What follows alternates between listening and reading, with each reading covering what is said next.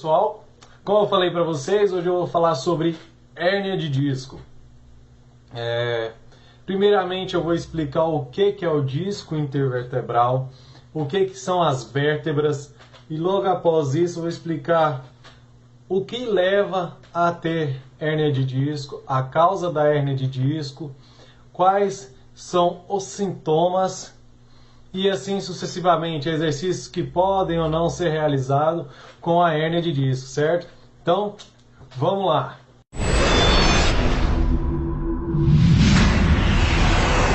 Eu vou abrir aqui essa imagem para vocês observarem que nós temos aqui a vértebra L4 e L5, certo? Entre elas, nós temos o disco intervertebral. Esse disco, com o tempo, ele vai sofrendo desgastes. E atrás do disco intervertebral, logo atrás do disco intervertebral, nós temos as raízes nervosas que saem da medula espinhal. Então, conforme o disco vai desgastando, ele vai indo em direção a essa medula. E no momento que ele entra em contato com a raiz nervosa, irradia uma dor, né? Porque lá passam vários impulsos nervosos e é sensível. Então, no momento que entra em contato, você ou sente dormência, ou sente formigamento, e assim sucessivamente. As hérnias, elas ocorrem na lombar e na cervical. Por quê? Porque na lombar é o local que tem maior pressão intervertebral. Maior sobrecarga vai na lombar. E também são as partes mais móveis, que é a cervical e também a lombar. E com o tempo, né, vai tendo esse desgaste, vai entrando em contato aí com a sua medula. Vou mostrar aqui para vocês agora algumas imagens de hérnias de disco, para você observar como que é esse contato do disco com as raízes nervosas. Aqui está, e nós temos o disco. No disco, nós temos o núcleo pulposo, que fica no centro do disco, e por fora temos o anel fibroso. Conforme vai sofrendo impacto ou doença degenerativa, certo? Ele vai tendo as rachaduras nesse anel fibroso. E o núcleo pulposo ele vai saindo e acaba empurrando o anel fibroso até que ele entre em contato com a medula espinhal.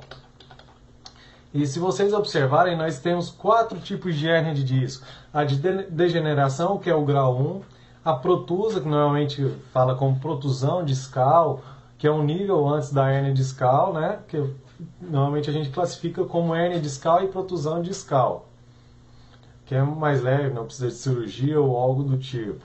Nós temos a extrusa, que aí já é caso cirúrgico, e também a sequestrada, que aí você já não consegue nem andar mais, com muita dor nas pernas, coluna, porque aí já o líquido pulposo, o núcleo pulposo já está saindo para fora do disco, né? De que já ocorreu rompimento total do anel fibroso, né?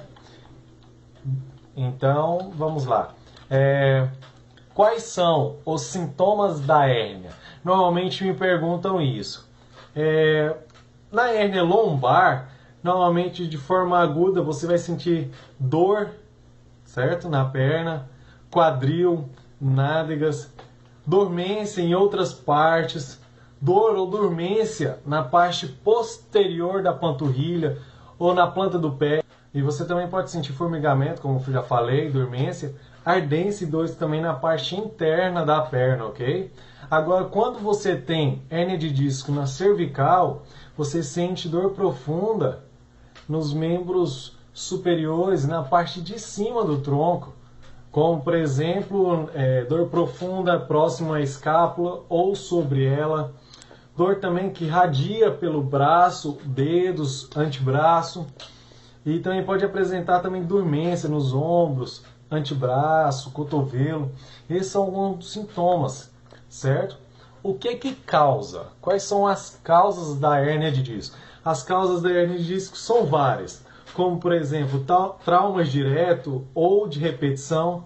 O que seria o trauma direto? Eu sofri um acidente, bati a cabeça, Ou então, vou dar um exemplo, tava dirigindo um carro, aí bati, aí acabei batendo a cabeça no teto, passei no quebra-mola, bati a cabeça no teto do carro, não vi, isso pode causar hérnia na cervical ou na lombar.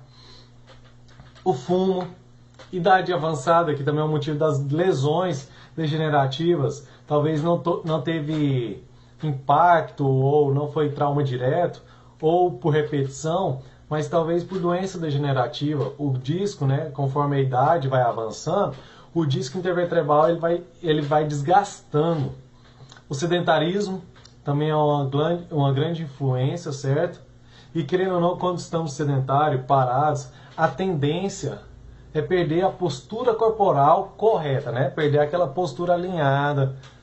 E a ação de inclinar e girar o tronco frequentemente também. Se estiver sentado, principalmente, tá? Você que trabalha sentado, tem grande predisposição a desenvolver hérnia de disco. Motoristas, por exemplo, de carro, táxi, Uber, que seja, de moto, pessoas que viajam aí nessas Harley Davidson, viagens longas, né, que costumam fazer, tem também grande predisposição a desenvolver a hérnia de disco.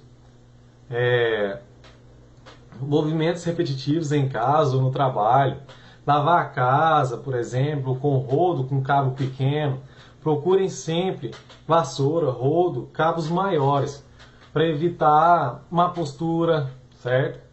Então, são coisas que vocês podem fazer aos poucos para evitar futuras protusões discais, hérnia discais e maiores problemas, certo? Fatores psicológicos e psicossociais também influenciam bastante.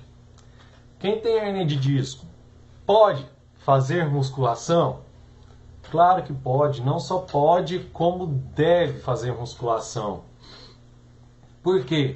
Porque você tem que fortalecer toda a musculatura do core, até do quadril, glúteo, né? Posteriores de coxa, quadríceps, tronco, peitoral, músculos dorsais, costa, intervertebrais.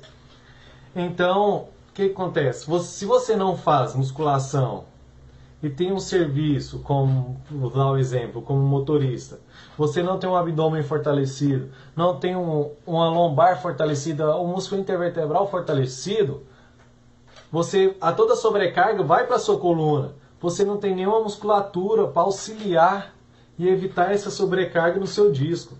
Então, sem a musculação, você aumenta aí 100 vezes mais a sua chance de ter problemas futuros, né? Como, por exemplo, a hérnia de disco.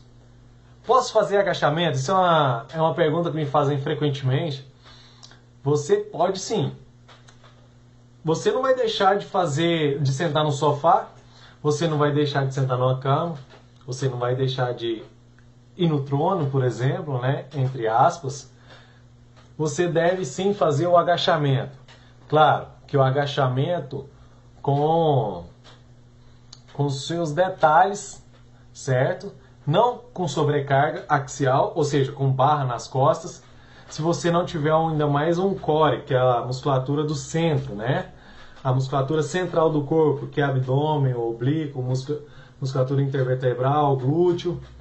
Não coloca sobrecarga nas costas, que a compressão discal vai só piorar o seu problema. E lembrando, não é só questão de você fazer o agachamento e no agachamento você fazer antiversão pélvica, tá? Ou retroversão pélvica. Também a compressão discal causa hérnia de disco. Então, por isso que é importantíssimo fortalecer a musculatura do core, tá?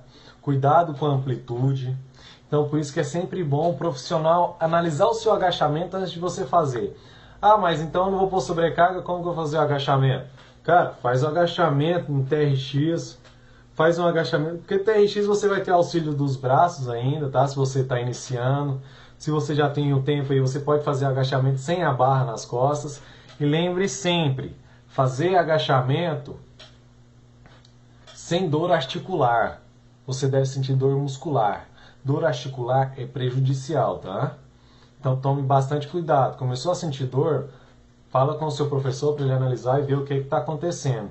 Quais exercícios eu devo evitar durante a musculação? Na verdade, você vai ter que analisar. O professor vai analisar e verificar qual exercício é bom para você. Claro, agachamento sem sobrecarga axial, se você está começando agora. Cuidado no leg, tá? Dependendo da sua flexibilidade de quadril, tornozelo e posteriores aí de coxa, glúteo, você não vai conseguir fazer um movimento muito longo no leg press, 45, 180, horizontal, como chamam, tá? Então toma bastante cuidado, pede para o professor analisar para você se você está fazendo essa movimentação que eu já expliquei num vídeo lá no meu Instagram. Toma bastante cuidado, tá? Se você tem hérnia de disco, se você vai realizar esses movimentos, esses exercícios, toma bastante cuidado, pede uma orientação de um profissional para evitar mais problemas futuros, ok? Essa foi a videoaula de hoje. Se possível, curte aí e segue no meu canal. Vou estar sempre postando vídeos orientando vocês sobre qualquer tipo de exercício que me perguntarem ou me mandarem, explicar como funciona, patologias, o que levam e quais exercícios para poder prevenir, né? Para poder prevenir mais lesões ou evitar as lesões, certo? Fica aí o meu abraço. Tchau, tchau, pessoal.